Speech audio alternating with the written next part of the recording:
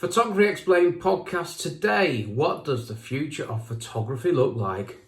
Hi, Rick here. Yes, there's a new episode of my Photography Explained podcast today. This is a Friday. It's the first time I've released an episode on a Friday, which is the new date. So I thought I'd record, easy for me to say. So I thought I'd record a quick video and promote my podcast on my blog. Yeah, this is promotion of my podcast. Let me tell you a little bit about this episode. I won't be too long, don't worry. Here's a scripty bit, okay? Today on the Photography Explained podcast, I give you my take on this, as in the future of photography. It's good and it's bad at the same time. Now, the main point is that we need to be aware of the changing world of photography and we need to be able to adapt to those changes. Do that or get left behind. Like I say, don't worry, it's not all doom and gloom. So what do I talk about then? Well, I talk about cameras, lenses, phones, other gear, image quality. Good enough, I might come back to that. Video, 3D, VR, immersive, very briefly granted.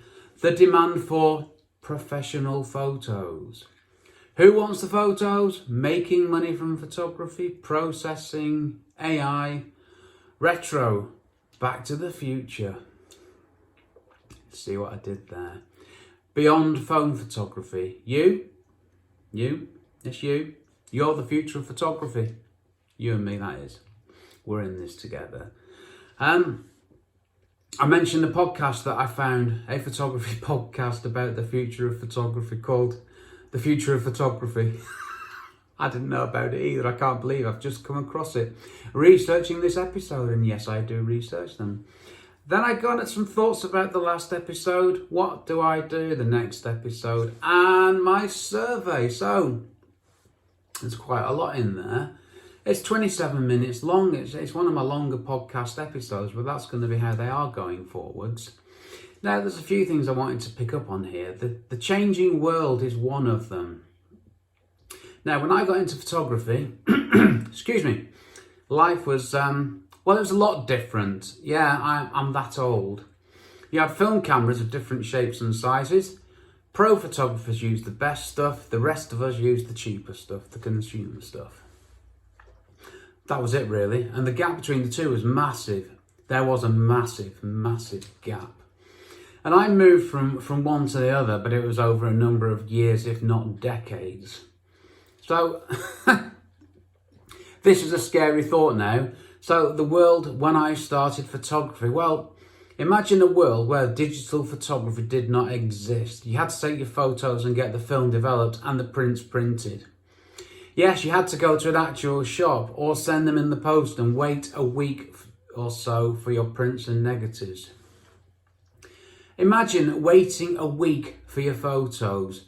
People can't wait a second these days, can they? A week, that was all we had, that was all we knew, it was fine. I mean, sure, you could do this yourself, printing, processing, I did it, but I was rubbish. I wasn't great, and I spent a lot of time and a lot of my parents' money, not mine, on learning that. So there was a massive gap and a massive learning curve to get from novice to pro standard. I've been there, I've done it, so I know that. And that was then. So this really got me thinking about when I started in photography. I was about 14, 15, I think. It's a long time ago, I can't remember. So what was the world like then? Well, there was no digital cameras, okay? Probably not a surprise to you. There was no internet. No internet. The internet wasn't something that... There was one somewhere, I think, but nothing that we used. There wasn't any Wi-Fi. I didn't have a computer. You had 4 TV channels. 4. And most of the time it was rubbish on most of them back in the days then. There was no streaming services. If you wanted to listen to music, you had to go to a shop and buy it. That or turn on the radio. That was it. And then there's now. Well, I don't need to tell you about now. You're in it just as I am. And the future, well, who knows? But the big thing is really the future and photography. Well, what does the future look like? Well, we don't know, do we? But think of now. Imagine going forward 40 years from now with what we have now and the massive change in the last 40 years. It's phenomenal. Someone getting into photography today, how do they get into photography? Now, I covered this in episode, I think it was 139, yeah. How do we get started in photography today? Well, I told you in that episode, 139, good plug, Rick, how I got into photography, and it was quite a long process. So how do people get started in photography today? Well, you buy a phone, you open the box, you take a photo. Done. That's it. That's how people get into photography these days. And it's those people who get into photography these days, they are going to, every year going forwards, they are going to become the majority. There'll be more and more people every year getting into photography. And that is the future of photography.